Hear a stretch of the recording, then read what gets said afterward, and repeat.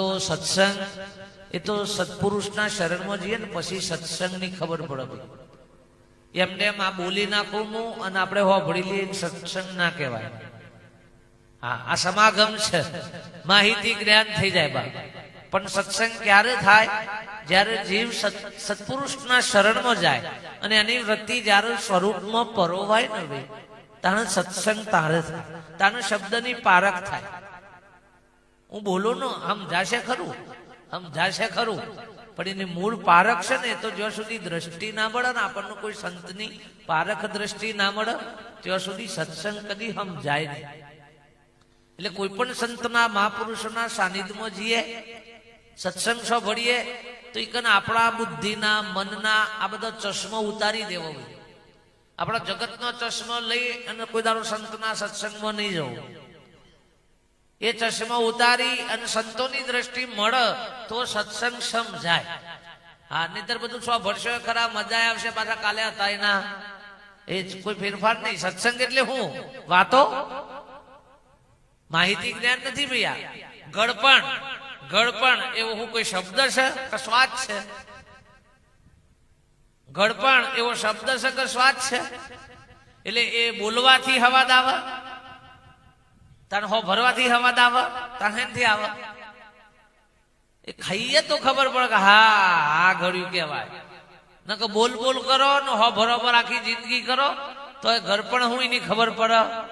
તાણ ભાઈ લખ્યું હોય ગળપણ નિકન જી બનારો ને તો એ કોઈ ઘડ્યું લાગે નહીં. એમ સત્સંગ એ કોઈ શબ્દો નથી ભાઈ. ભજન એ કોઈ મનનું મનોરંજન નથી, મનનું મનોરંજન નથી, મનનું મંજન કરવા માટે છે. એના માટે છે મનનું મંજન કરવા માટે. આ ભાઈ આયા જે વખત મને મળવા કે બાપુ પેલા સત્સંગમાં આવો, સમજો ને પછી લઈ જાઓ મને. હા, સમજ્યા વગર હું સત્સંગ કરાવશું આપણે? સત્સંગ તો આપણા જીવનમાં થવો જોઈએ તો કોમનું. હા, અને સત્સંગ કોનું કહેવાય? ફેર પડે તો સત્સંગ કહેવાય.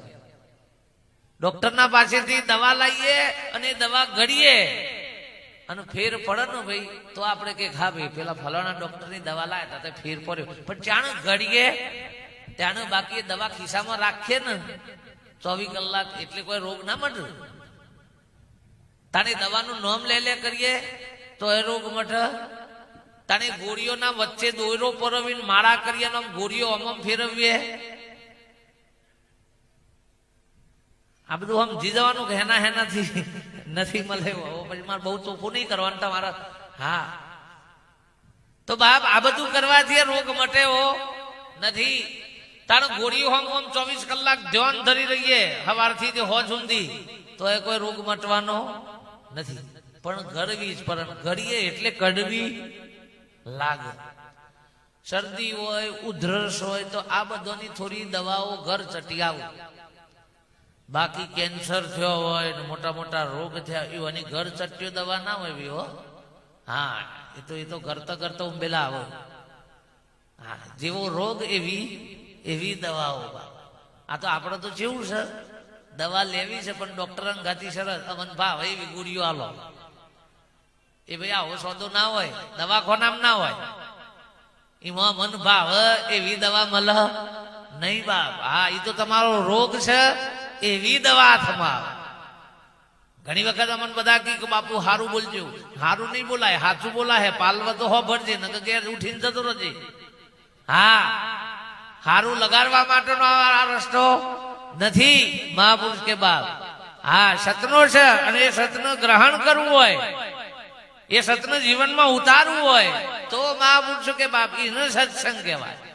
અને એટલે તુલસીદાસ કહે છે કે એક ઘડી આધી में भी पुनियाद तुलसी संगत संत की कटे कोटी अपरा. एक घड़ी आधी में भी पुनियाद बाप. तुलसी संगत संत की घड़ीक जो संतनी संगत થઈ જાય તો કટે કોટી અપરાધ.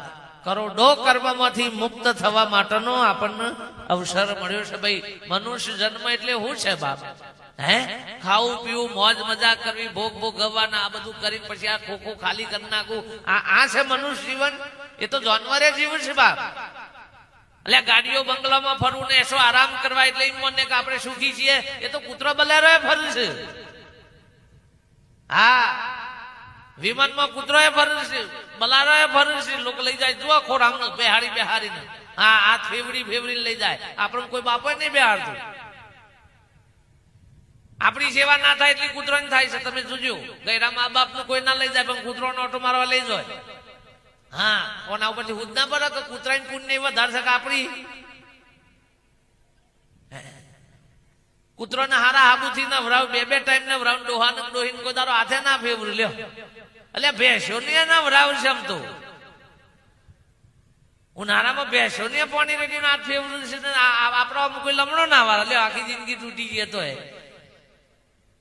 આ હું છે બાપ, તે તો પુણ્ય છે ભાઈ, પ્રારબ્ધ કર્મ છે. લઈને આવ્યો છે તે બહુ ગવાનું, એનું સુખ ના માનતા. પૈસે ટકે સત્તા સંપત્તિ વૈભવ હોય ને આપણે મને ભગવાનની દયાથી આપણે તો સુખ છે. એ સુખ નથી, એ તો પ્રારબ્ધ કર્મ છે. તે જો હુંદી હશે તો હુંદી બધું ભોગવશો, પૂરું થઈ જશે એટલે પાછું હતા ત્યો ના. પણ ઉત્તમ કઈક એના માટે બાપ મનુષ્ય એટલે 4 ખોણીના જીવોમાં સર્વશ્રેષ્ઠ, જેનામાં પરમાત્મા વિશિષ્ટ બુદ્ધિ, જ્ઞાન, પારખ દ્રષ્ટિ આ બધું ભગવાને આપણને આલ્યું છે. જાનવરો નથી આલ્યું સાહેબ. સિંહનામાં બળ છે ખરું, સિંહનામાં બળ ખરું, પણ પોજરામાં પૂરીને સ્ટોપર મારો ને ખાલી તો ખોલવાની તાકાતી નામો નથી. આ સ્ટોપર આમ કઈ ખોલાય એ સિંહને ખબર. હરિયા તોડી નાખે ખરો, બાકી સ્ટોપર ખોલી હક નહીં. ભેંસ ગમે તેવી હોકડ તોડી નાખે, બાકીનો ઓકડો છે ને એ ખોલી હક. એ ખોલવાની યુક્તિ તમારા પાસે છે બાપ. હા, પેલા બધા જ જીવો બંધનમાં છે, એ જાતે છૂટી શકવા માટે સમર્થ નથી. આ એક જ અવતાર એવો છે બાપ, કરોડો બંધનમાંથી આપણે.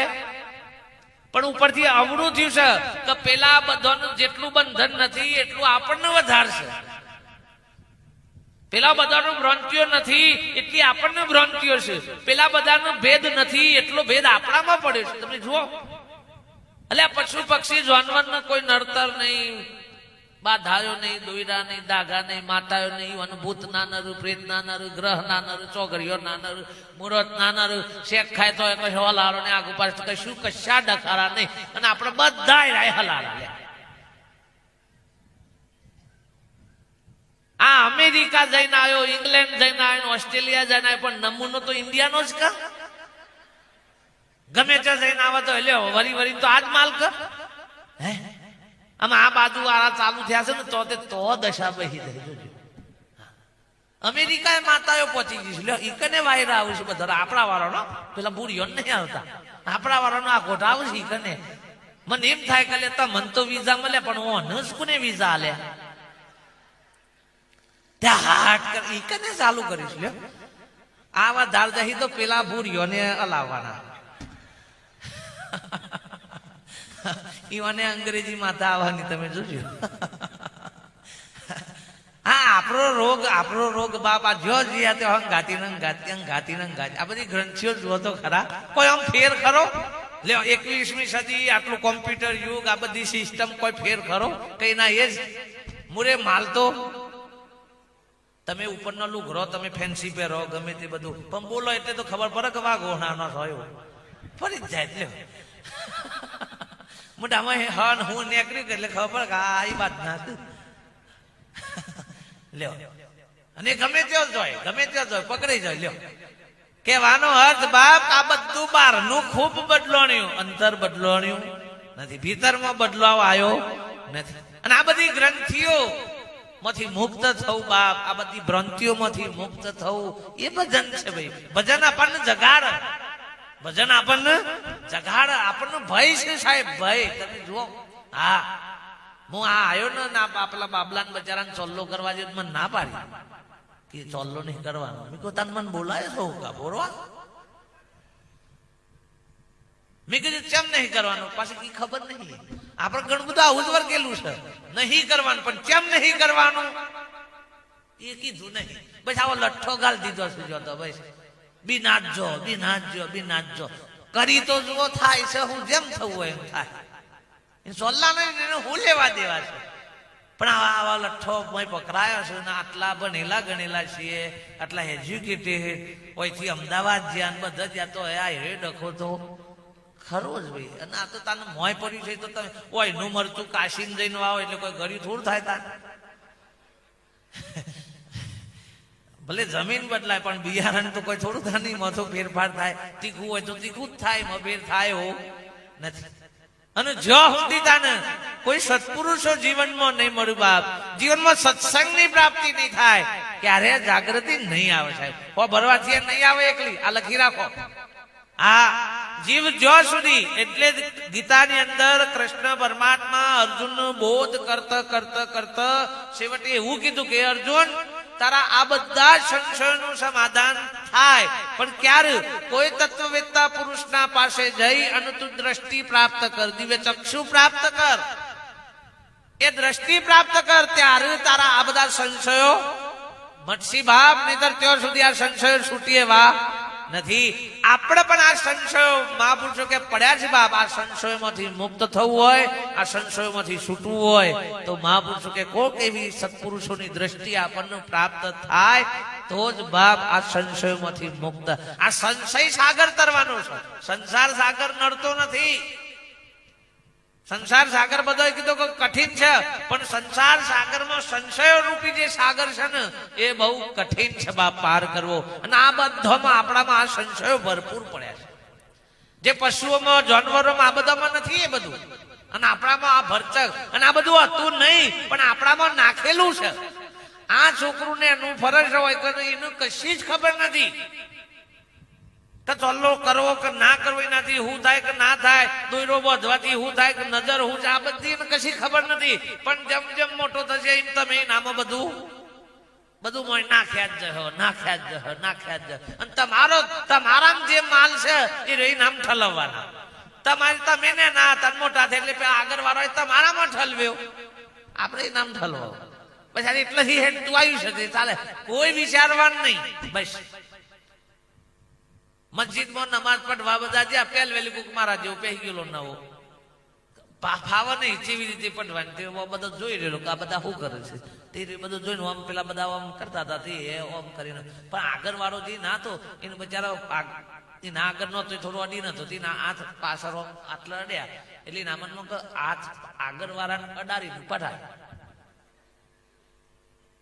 એટલે નહીં આગળ વાળાનો આમ હાથ અડાડે એટલે પેલું કે છે ભાઈ તો કે નમાજ તો આમ જ પટાય. એટલે એનો આગળ વાળો કે તાર હું પેલા ના ડાળું. આ એમાં ડાળવાનું જે ચાલુ થયું આમ લાઈ નાખી मौलवी हुदी पहुंचे. मौलवी की चम भाई हाथ अडारो छो कि यार तेज पढ़ाया पीछे से चली आई है पाछळथी हेडवाई छे जम अडारा ए खबर નથી પણ આ હેડવાઈ છે પાછળથી આપણે આજ છે ભાઈ પાછળથી હેડવાઈ છે. અમાર ડહો કરતા હતા તે આપણે કરીએ બસ. હુકા કરવું છે ના કરીએ તો શું થાય? આવી સાહેબ હજી તાકાત નથી. મોય ભય છે ભય. હા આ ગ્રંથિઓ છે અને એટલો ભય મોય નાખી દીધો છે આપણને કે મરવા દે ને કરી નાખો જે નકો કોક ડખા થાય છે બાપ. એ બાપ જાગીને મહાપુરુષ કે જાગીને જુઓ બાપ. હા રસ્તામાં દોયડું પડી છે ને હાફ જેવું લાગ્યું છે તો અજવાળું કઈ જુઓ તો ખરા.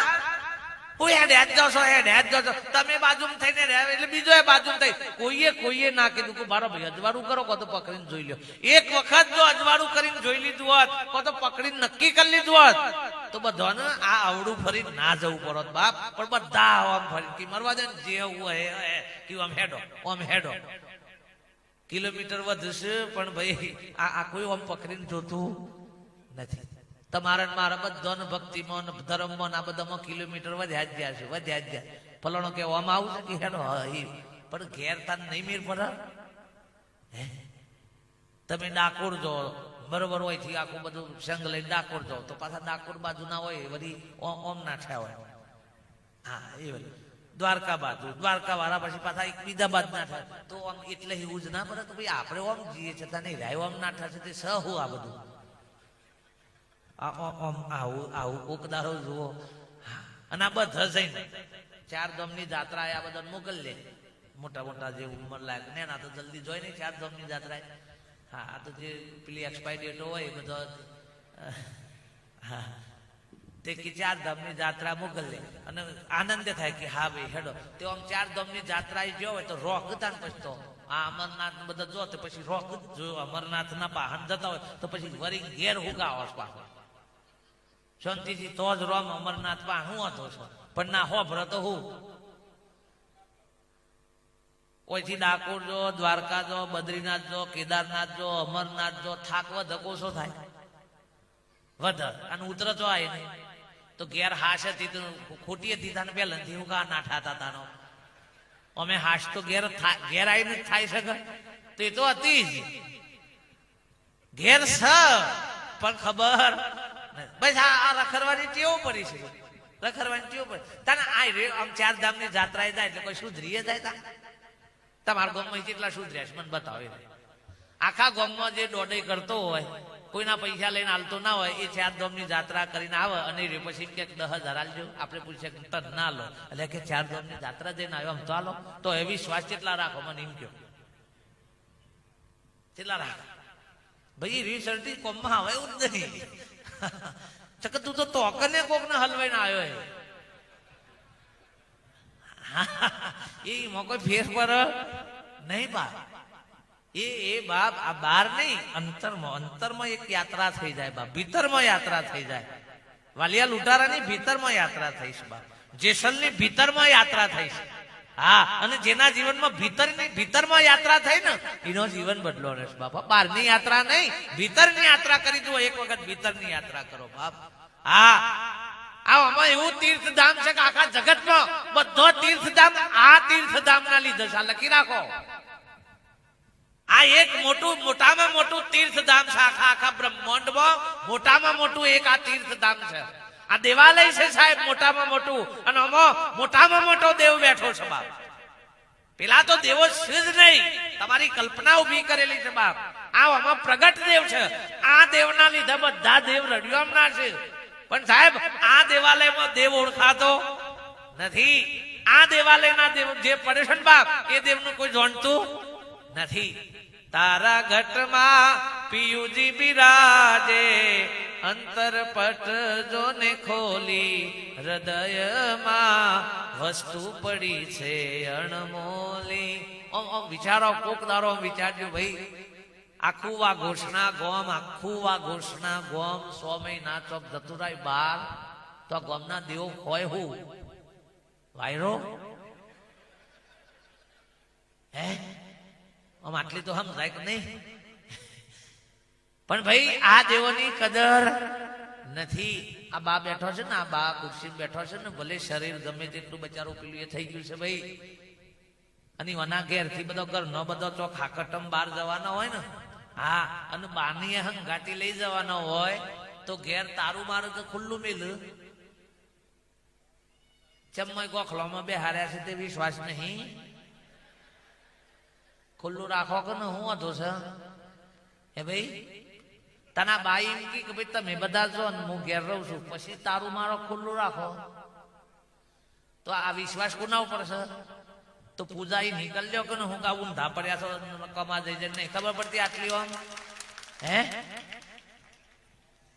આમ હા એ તો ખબર પડે છે કે ઈ વિશ્વાસ રખાય તો પછી મોનો કે આ જગદંબા છે આ જગત જનુની છે બાપ હા આ દેવી છે આ શક્તિનું સ્વરૂપ છે બાપ અરે આ કુળદેવી છે જેના થકી આ બધો કુળ આગળ વધ્યો છે નહીં હું જ પડતી આટલી વાર